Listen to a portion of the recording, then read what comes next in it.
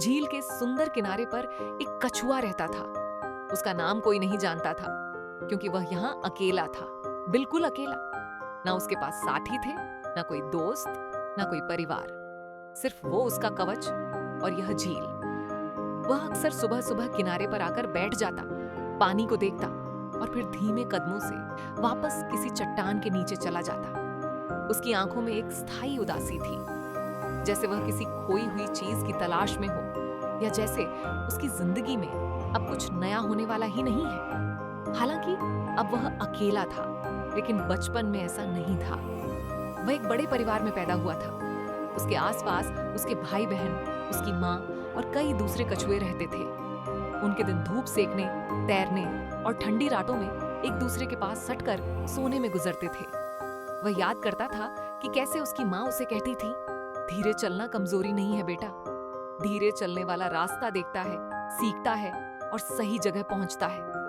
उस समय वह इन बातों का मतलब नहीं समझता था। उसे तो बस खेलना अच्छा लगता था। लेकिन एक दिन बिना किसी चेतावनी के उसका परिवार झील छोड़कर चला गया। शायद उन्होंने किसी और जगह पानी और भोजन खोजने का फैसला किया, लेकिन किसी कारणवश वे उसे साथ नहीं ले जा पाए। वह वहीं रह गया और तब से अकेला था।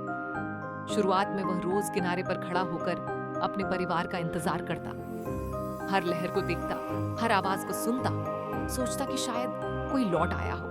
लेकिन समय बीतने लगा और धीरे धीरे उसे समझ आ गया कि अब वह वापस नहीं आएंगे। इस समझ ने उसके भीतर एक अजीब सी चुप्पी भर दी। उसने खेलना छोड़ दिया, तैरना कम कर दिया और धूप सेकना भी। वह ज्यादा समय अपने कवच में सिर छुपाकर बिताने लगा।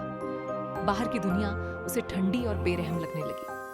जब इंसान नहीं, जानवर नहीं, तब प्रकृति ही उसका साथी बन गई।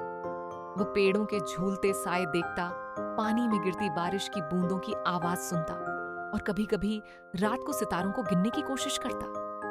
एक शाम जब आसमान नारंगी हो रहा था, उसने महसूस किया कि सूरज भी रोज डूबता है, लेकिन अगले दिन फिर लौट आता है। उसने सोचा, शायद मेरी जिंदगी भी ऐसी ही है। शायद अभी बस एक लंबी रात है, लेकिन कहीं ना कहीं सुबह मेरा इंतजार कर रही होगी। ये सोच छोटी थी, लेकिन पहली बार उसने खुद से कुछ अच्छा कहा था। दिन बीतते गए। कछुआ अब खुद से बातें करने लगा था। वो सोचता, मैं इतना धीमा क्यों हूं? फिर खुद ही जवाब देता, क्योंकि मेरा कवच भारी है, लेकिन यही कवच मुझे सुरक्षित भी रखता है। वह सोचता, मैं अकेला हूं, ये बुरा है। फिर सोचता, लेकिन अकेले होने का मतलब है कि मैं खुद को जान सकता हूं, बिना किसी के दबाव के।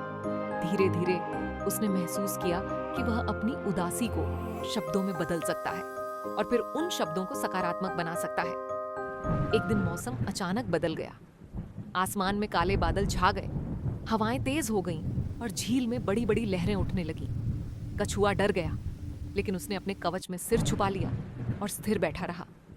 बारिश कई घंटों तक होती रही, लहरें किनारे से टकराती रहीं, लेकिन उसका कवच मजबूत था।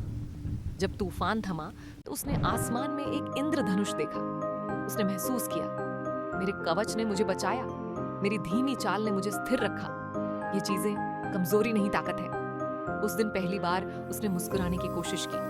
अब उसने तय किया कि वह रोज तैरने जाएगा, चाहे थोड़ी देर ही सही। वह पानी में अपने प्रतिबिंब को देखता और खुद से कहता, तुम अच्छे हो, तुम्हारे पास जो है वह किसी और के पास नहीं है।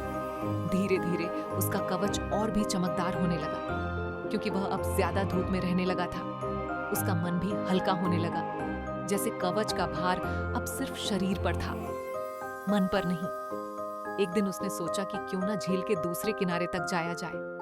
पहले उसने डर महसूस किया, क्या पता मैं थक जाऊं, क्या पता रास्ता लंबा हो। लेकिन उसने खुद को याद दिलाया कि धीरे धीरे चलना भी पहुंचना होता है।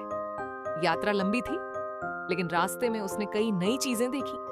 पत्थरों पर उगते छोटे पौधे, पानी में चमकते पत्थर और गहराई में तैरती हुई मछलियां।